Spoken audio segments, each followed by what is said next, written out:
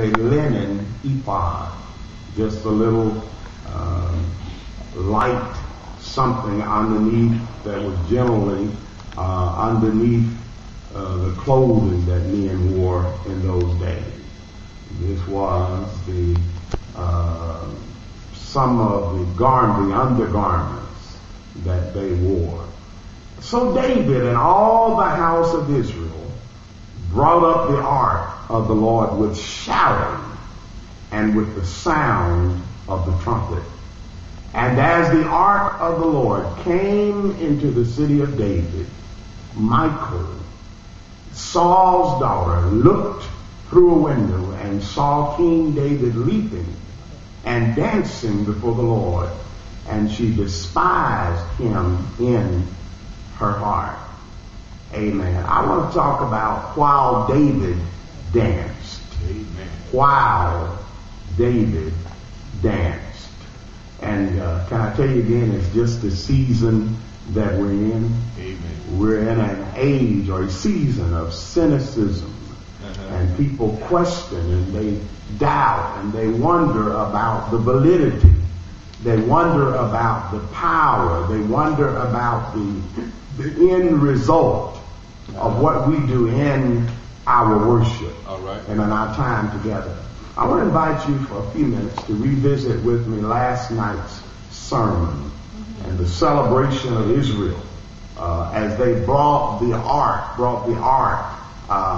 back to Jerusalem in its rightful place. You remember that on last night we talked about this and the great ceremony, how David had to go and enlist the people. The first time that we tried to bring the ark in, we did it with our own devices. But now we've had to set some things in order. And it's good to have a crowd. It's good to have a lot of people present. That's not necessarily a bad thing. But sometimes the seasons of real growth comes not when you have a crowd. I just feel that today. It's not when we have a crowd, but when there's just a few of us. That's when the real growth takes place. Isn't that right? That's when your business is strengthened, when your resolve is tested, when the economy is down and things don't look very well. That's when your real strength is there. Sharing with Pastor Mike the other night, Bishop Mike, that when you are at your worst, when we are tired, when we're beat up and feel like we can't go any further, that's God's good time. That's when he gets the best out of us. Because you have to crush the grape to get the sweetness and the juice. You have to endure the difficulty if you want to, and the defeat if you're going to face the victory in the end. So this is just a season. I noticed some months ago, maybe a year or two ago, around the area where we live, there are railroad tracks, and they had parked all of the empty freight cars in our section. As you go down this road, Highway 12 there in Starkville and other places in Columbus, you would see these empty freight cars because of the economy, where you were just sitting still. And they just sat them over on the railroad, stopped using the railroad. And that gives you an indicator that things were down.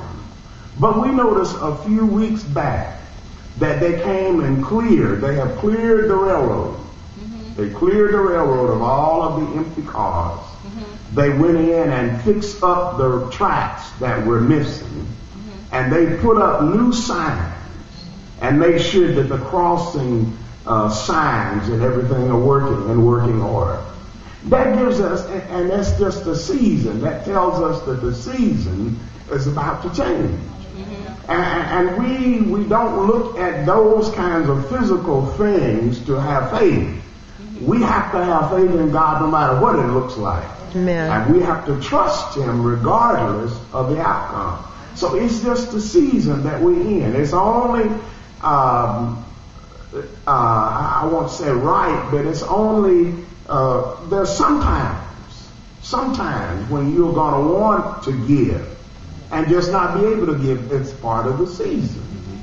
There are times when, and even in relationships, when things are not it's not a 10 right now, but I want it to be a 10. It may be operating at a 3 or 4 or 5 or 7, and you want it to be a 10, but it's a season. And if we learn to endure those seasons with faithfulness, we'll see something good in the end. Amen. And I just want to sow that into your life, that we are on the verge of a breakthrough. We're on the verge of something wonderful. Amen. Spiritually, financially, I mean, I have seen, and I have never noticed this before, but some of the big folks with a lot of money, like Mr. Gates and what's the other? Forbes. You know, they're sitting down and they're canvassing and they're talking and they're discussing money. Some of the billionaires. And they have said that they're going to, you know, you heard, we've been hearing spiritually, in spiritual Christian circles, we've been hearing for years about a financial release of finances. I heard Apostle talk about that several years back. But now we hear them getting together and they're talking and they have agreed that when they die, that 3/4 or a half or 2/3 of their money will go to charitable causes. Wow. So you're talking about, you know, people thinking that these grants and things that they got or something. But I don't think we've seen anything like we're going to see. Yeah. Because the Bible tells us, we got word on it, that the wealth of the wicked is laid up for the just. Amen. I won't say that they're all wicked, because there are some good people. There are some people who have already given a tremendous amount, who've done a lot of good things. But the wealth of the wicked is laid up for the just. Amen. Are you just? Yeah. And we want to make sure that we remain just, even when we go through Job's stuff. We want to remain just. We want to remain faithful. We want to remain viable. Amen. And committed to God. And only through that can we, if we can weather the storm, then we'll be able to enjoy spring in a little while. It's just the season that we're in. Amen. But as they brought this ark back into Jerusalem, there was something else going on behind the scenes. David was celebrating, and you see, he had endured so much already. And sometimes there will be those who misunderstand you, who do not appreciate the value and the timing and the manner of your worship. But your season is not like my season. Your victory, your shout, your dance is not like mine. We don't do anything. There are a few things that we do alike. But there will be those who misunderstand your faith. There will be those who misunderstand your direction. But I want to tell you, don't lose hope. Continue to do what you're doing, and if you walk consistently enough. I watched Brother Marlon and his son. I watched them and see how much alike they walk. How much alike they care. If you walk close enough, if you walk right enough, you'll find somebody walking in your steps. All right. Isn't that right? Amen. Amen. Now, there'll be those who are not going to understand this. They won't appreciate it. They'll look at you with a cynical view. And sometimes even those who are closest to us, when you walk with God, who will misunderstand. Not that they don't want to understand, don't want to understand. It's just that they don't. Our walks with God are often very private. All right. And the way He instructs us, we have to follow Him. His dictates to our hearts. Amen. Yeah, you know, I would say with David,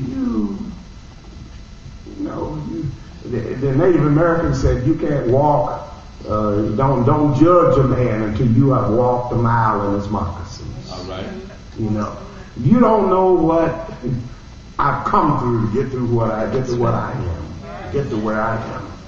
You don't know what the cost has been to me. Now, when you don't understand the cost and you don't understand what I've gone through and how I've gone through it, then you don't understand me. Amen. David has gone through something. He has seen his wife Michal taken from him. I mean, this is the wife of his youth. The woman that he wanted to, he saw her, and the first time he saw her, he said, I want to have her. That's my wife right there. And he had, this was the wife, his first love. And David is seeing her, and yeah. That's my boo right there. Now, so he's in love with her, deeply in love with her. But somehow she is taken. Now, not only does her father hate him, and the moment David is out of the view for just a little while, he takes his wife and gives her to another. All right. Now most daughters would have, Daddy, I love you, but you don't own me. You can't tell me who to marry. I know who I love. You know? And then that's all. Isn't that so? So it's hard for me to understand. I know that in those days that women were like property to be bartered, and I mean that's what they did, whether it was right or not, and I don't agree with the rightness of it. But in many respects they were like property. They were bartered, and if they wanted to make an alliance with another nation, then would give them their daughter in marriage. That's right.